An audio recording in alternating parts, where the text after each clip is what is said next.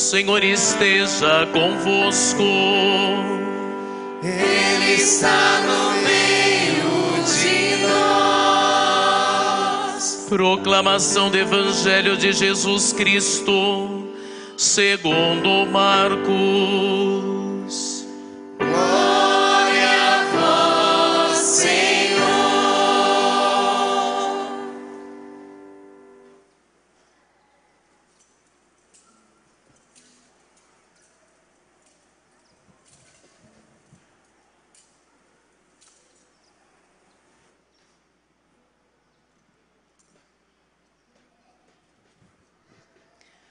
Naquele tempo, chegaram a mãe de Jesus e seus irmãos.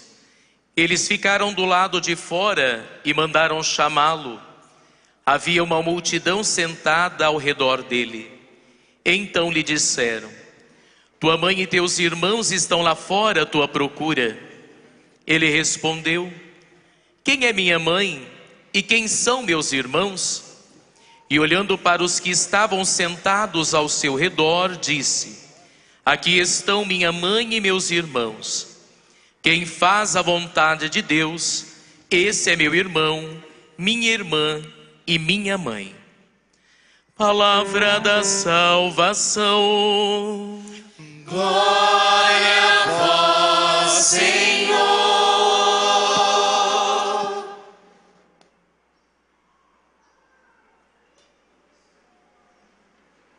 São Miguel Arcanjo, defendei-nos no combate. Sede o nosso refúgio contra as maldades e ciladas do demônio. Ordene-lhe Deus, instantemente o pedimos. E vós, príncipe da milícia celeste, pela virtude divina, precipitai no inferno a Satanás e a todos os espíritos malignos que andam pelo mundo para perder as almas. Amém. Você está entrando esse ano com que dívida? Qual é a dívida que você tem, que você está entrando em 2025? E o padre não está dizendo o sapato que você comprou, a brusinha que você comprou ali na lojinha. Mas eu queria que você refletisse hoje quais são as dívidas que você tem na vida. E eu queria dizer para você o quanto é importante resolvermos essas dívidas, para que eu seja liberto e que as coisas aconteçam na minha vida de uma maneira que eu seja fiel e grato a tudo isso que Deus me deu. Nós estamos celebrando um jubileu esse ano, o jubileu da esperança. Sabe como é que aconteceu esse jubileu? No Antigo Testamento havia uma prática que muitos de vocês vão gostar, outros não. No Antigo Testamento acontecia assim: os agricultores plantavam 7 anos. No 8º ano era o ano da graça de Deus. Então no 8º ano não tinha plantação, não tinha nada. Por isso que se preparava 7 anos. Lembra que José no Egito disse ao governador do Egito: 7 anos de plantação, plante 7 anos e monte os seus celeiros. Então plantava 7 anos, mas naquele ano era dedicado a Deus, não se plantava nada, tinha que ter o celeiro cheio. E aí depois plantava mais 7 anos. E nessa dinâmica, 7 vezes 7, para o judeu o número é muito bom. 7 vezes 7 dá 49. Depois de 49 anos, no 50º ano, se celebrava o ano da graça do Senhor. Celebrava o ano da graça. Sabe o que acontecia nesse ano? Zerava a vida de todo mundo. Todo mundo zerava a vida em tudo. Sabe o que significa zerar a vida? Significa assim: se até aquele ano você não resolveu a sua dívida, você está perdoado. Para quem você deve, tem que te perdoar. Estou falando de dívida de dinheiro, material, qualquer coisa. Você era perdoado de tudo. Era feito, todas as dívidas eram perdoado. Pessoas que estavam presas eram perdoadas. No 50º ano, o ano do Senhor, eles eram perdoados. Saíam das prisões e davam a chance para o cara viver melhor. Tudo se... Naquele de 50 em 50 anos se celebrava um jubileu, que é o que mais ou menos o que a igreja agora celebra de 25 e 25 anos. Por isso o Papa esses dias estava falando, e aí ninguém entendia, o Papa falando de perdoar as dívidas. E claro, com o tempo, com o Novo Testamento, nós descobrimos que tem certas coisas que não são assim. Mas Jesus continua insistindo que nós precisamos celebrar as nossas dívidas e zerá-las. Zerar a nossa vida. Zerar a vida de tudo isso. E nós somos chamados a fazer isso sempre. Por isso que na Santa Missa nós celebramos o sacrifício da cruz. Nós precisamos zerar as nossas dívidas. Eu atendi uma moça ano passado. E ela chegou e disse assim para mim assim: padre, eu tinha um marido, eu sou viúva. E eu estranhei porque ela era uma menina nova e já era viúva. Tive um marido muito bom, padre, mas só conheci o meu marido no namoro. Mas no namoro ele foi perfeito. Imagina como seria no casamento. Eu entrei de noiva naquela igreja, foi o sonho da minha vida naquele dia. Eu entrei de noiva dentro da igreja. Recebi o meu noivo, que eu tanto esperei. Terminou o casamento na igreja, nós fomos para a festa. Chegou na festa, padre, nós preparamos toda a festa. Tem um momento em que o noivo e a noiva entram. São convidados, entra o noivo e a noiva, para que as pessoas aplaudam, enfim, como nós estamos acostumados no casamento. Quando anunciaram a nossa entrada, meu noivo desmaiou do meu lado e morreu. Teve um ataque cardíaco fulminante e morreu naquele momento. E aí começaram as dívidas daquela menina, que foram difíceis de resolver. É desse tipo de dívida que eu estou falando para você. Sabe o que aconteceu com aquela menina? Quando ela chegou em mim, ela estava assim, Ela começou a ter inveja dos outros casamentos, porque ela via casamentos felizes. Por que o meu não pode ser assim? Ela começou a ter medo de se relacionar, porque você imagina o trauma tão grande. Ela ia num lugar, chegava um homem perto dela, ela tremia e ia embora. Até tentava conversar, mas ia embora, porque imagina se ela tem um relacionamento e esse cai morto de novo. Imagina o trauma daquela menina de receber outro homem na vida dela. E aí começam as dívidas. Aí você começa a pensar, aí ela começou a pensar assim, que Deus, o que Deus tem a ver com isso, né? Porque Deus me permitiu namorar, porque Deus me permitiu fazer tudo isso, e de repente chega no dia do meu casamento, e Deus permite que meu noivo caia morto no dia do meu casamento. Por que Deus foi tão cruel comigo assim? Vai anotando aí as dívidas que começam a aparecer na vida dessa pessoa. Porque essas coisas, quando acontecem na nossa vida, elas abrem dívidas. Dívidas que o padre está falando no sentido assim, são coisas que começam a não ter perdão e não ter solução. São coisas que começam a tumultuar a minha mente e começam a atrapalhar a minha vida no relacionamento com os outros, na vida com as outras pessoas, no meu trabalho, nas minhas situações de vida. E aí aquela menina começou a dizer para mim assim: padre, eu tenho prazer em falar mal dos casamentos, ou eu fico aliviada. Presta bem atenção nesse sentimento. Eu fico aliviada quando alguém diz assim: aquele casal lá separou o casamento. Porque parece que não é só o meu casamento que não prestou, dos outros também não presta. E ela diz assim: mas eu não quero ter esse sentimento, porque isso é ruim, não é, padre? Eu dizia: claro, isso é muito ruim. Eu quero ver a felicidade, apesar que eu não fui feliz com o meu nome, mas eu quero ver a felicidade na vida dos outros. Eu não quero ser uma pessoa que vê. Você consegue entender o que o padre está dizendo? Aquela menina via algo, que ela sentia algo que ela não queria sentir. Ela tinha clareza racional, mas ela não tinha clareza emocional. Como que é difícil para as coisas da nossa cabeça descerem, tocar e aprofundar o nosso coração. Como que é difícil isso? E hoje o padre convocou vocês nessa Santa Missa aqui, justamente para isso.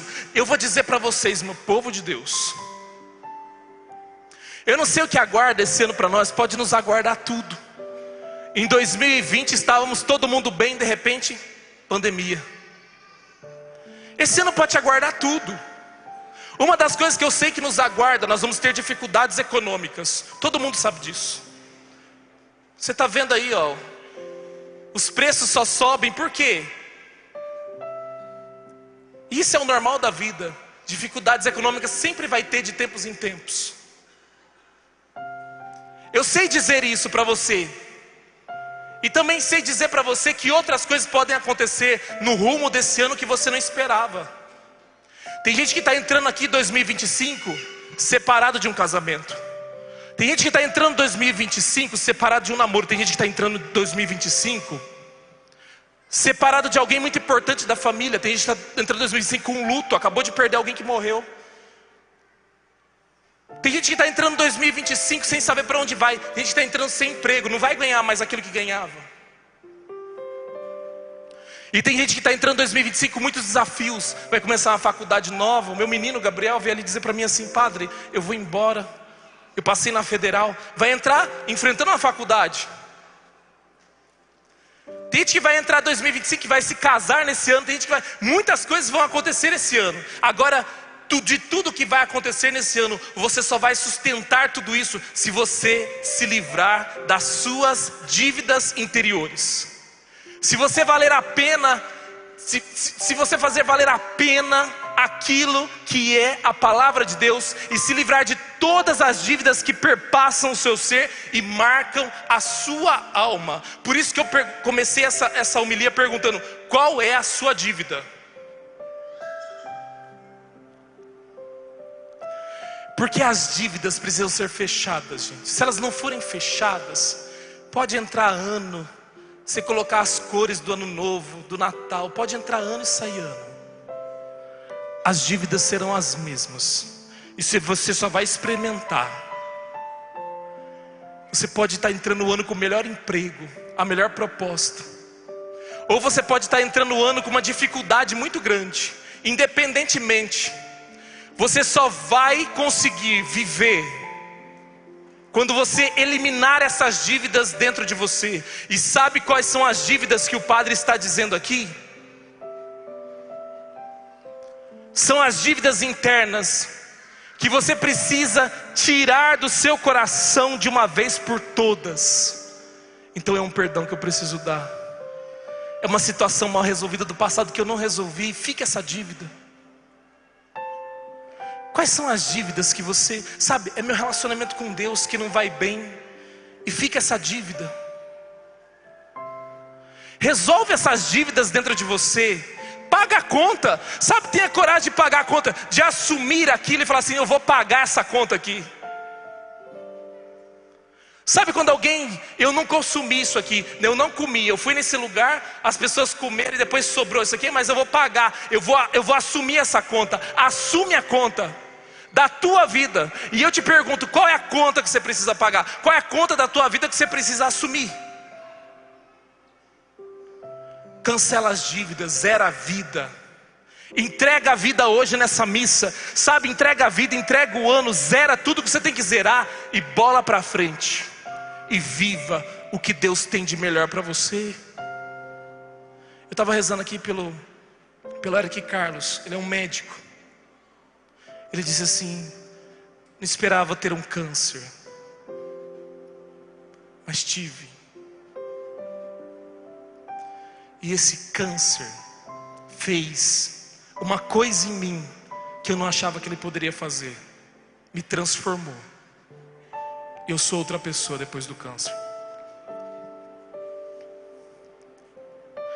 Quando nós afogamos a nossa vida, como aquela menina do casamento que eu falei para vocês, ela parou naquilo. E isso aqui que eu quero que você entenda para esse ano. Em cada passo que você der, em cada passo que você dá, o mais importante é para você prestar atenção nisso daqui. Quando você para na situação, no fato, na coisa, como aquela menina fez, ela parou na morte do marido. Tudo que você fizer, independente do que seja, vai dar errado e vai te fazer mal. Você pode até estar fazendo as coisas, mas vai falar assim: nossa, mas parece que eu não estou bem com isso que eu estou fazendo. Você vai se sentir mal com isso.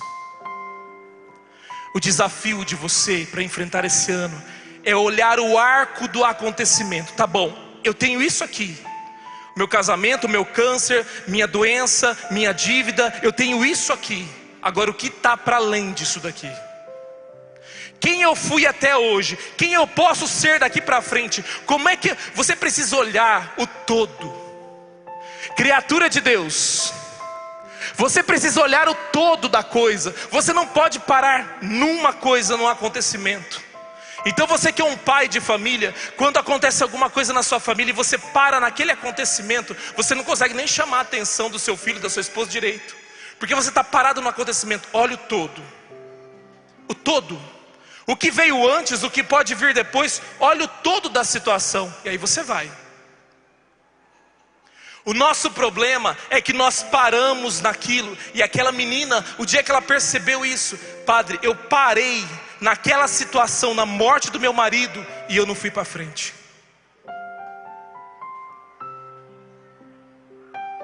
Eu lembrei dela porque ontem ela se casou no cartório com outra pessoa. Mas ela só foi conseguir dar esse passo de se casar no cartório com outra pessoa porque de repente ela percebeu isso que nós lemos na primeira leitura: Senhor, sacrifício e oblações não quisestes, mas me destes um corpo.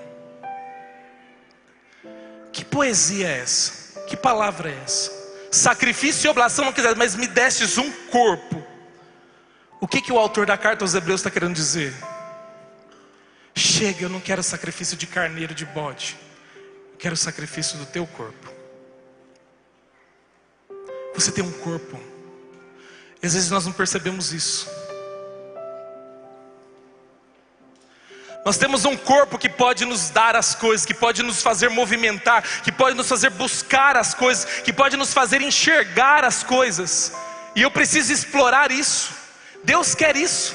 Quer um coração contrito e humilde e arrependido. Alguém que é capaz de dizer assim: não, eu tenho essa situação, então eu vou resolver essa situação. Eu não vou fechar os olhos para essa situação e vou tocar a vida como se nada tivesse acontecendo. Não, eu vou resolver essa situação. Não entre esse ano com dívida. Paga a conta da tua vida. Assina lá. Fala: essa conta aqui eu vou pagar. Porque não adianta você buscar cura e libertação se você não está disposto a pagar as contas da tua vida.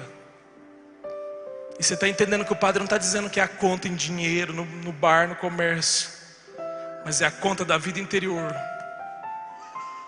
É todas as dívidas interiores que ficaram de coisas da sua vida que você não tem coragem de mexer com isso, você não tem coragem de pagar isso. Paga essa conta. Paga a conta da tua vida. Baixa a tua cabeça um pouquinho. Você que está em casa também, baixa a tua cabeça um pouquinho.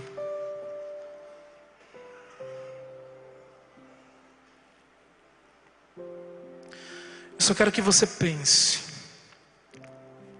Eu sei que tem um monte de coisa que você precisa.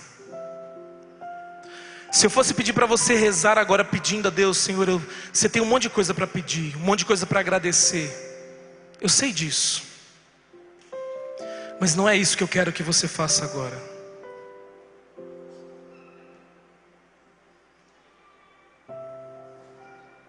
Eu quero que você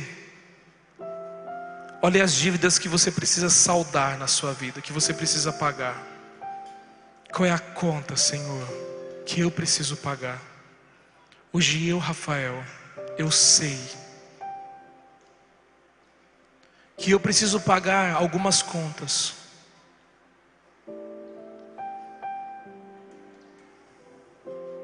A conta da minha saúde, a conta dos meus relacionamentos. Há quanto tempo eu estou devendo, Senhor? Há quanto tempo eu estou devendo aquela caminhada que eu falei que ia fazer? Há quanto tempo eu estou devendo, Senhor, aquela atitude que eu disse que eu ia fazer e não estou tendo? Eu falei, Senhor, que eu ia falar a verdade e acaba que eu estou mentindo até hoje. Eu fiquei devendo, Senhor, aquela vida de oração que eu falei que eu ia fazer e eu não faço. Eu não rezo. Eu me comprometi que eu ia rezar meu terço, eu comprometi que eu ia fazer alguma coisa. Eu me comprometi, Senhor, mas eu não faço, eu não pago essa conta, Senhor. Eu estou com essas dívidas todas dentro de mim. Eu prometi que eu ia me cuidar mais, que eu ia falar menos, que eu ia ajudar mais o próximo. Eu prometi que eu ia fazer isso, mas eu não paguei essa conta. Essa conta está em aberto, eu não faço, Senhor. Por isso muitas coisas que estão acontecendo comigo são culpas minhas. A culpa é minha.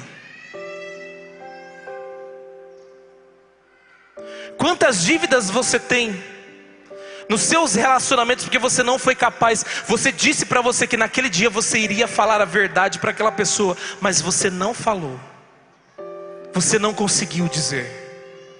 E até hoje isso se arrasta dentro de você. Eu falei que eu ia cuidar um pouco mais de mim, da minha saúde física, mental, mas eu não estou cuidando. Eu estou com essa dívida aberta. Eu não pago essa conta, Senhor. Eu falei que eu ia fazer, mas não faço. Eu só queria que você refletisse isso. Você sabe as dívidas que você tem e que você precisa pagar.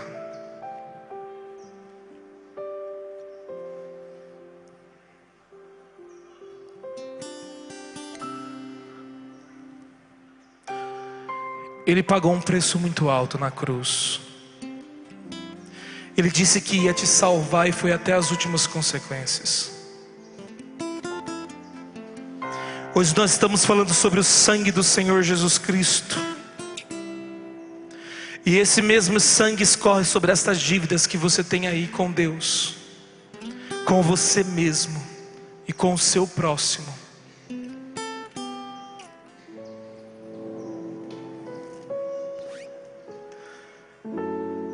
Nesse ano, nessa bênção do Santíssimo, quando o Santíssimo passar, você diz e se compromete com Jesus. Você não faça promessas, mas você se comprometa. Você fala assim: Senhor, eu preciso da tua ajuda, e essa dívida aqui eu quero pagar. Eu disse que eu ia cuidar mais do meu pai e da minha mãe, não estou cuidando. Eu disse que eu ia ajudar o meu irmão, não estou ajudando. Eu disse tantas coisas, Senhor, que eu preciso fazer. Eu sei que eu preciso fazer, mas eu não faço. Mas esse ano, Senhor, é o ano da graça, e por isso esse ano eu vou pagar essa dívida, Senhor. Então o Senhor me ajuda a pagar essa dívida. Quando o Santíssimo passar, você não tenha medo. Você diz a Ele: Senhor, eu quero pagar essa dívida. Eu disse que eu ia fazer e não estou fazendo. Eu preciso pagar essa dívida.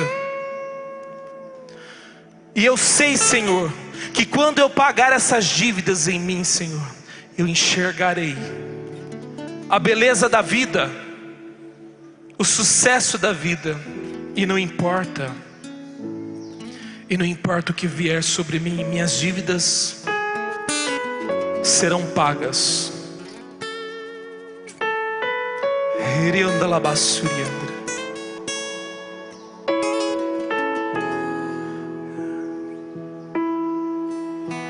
A cruz onde Cristo sofreu toda a dor é o caminho que mostra o amor, que perdoa os pecados que eu fiz. Redenção eu encontro ali. Então eu percebo que as dores em mim, em verdade, já estão na cruz. Se eu morrer, foi o preço por mim. Salvação eu encontro ali. Troca sublime no altar da dor, o Filho de Deus, por um pecado. Se o teu sangue curar toda ferida em mim, livre serei, ó Senhor, pra te seguir. Se o teu sangue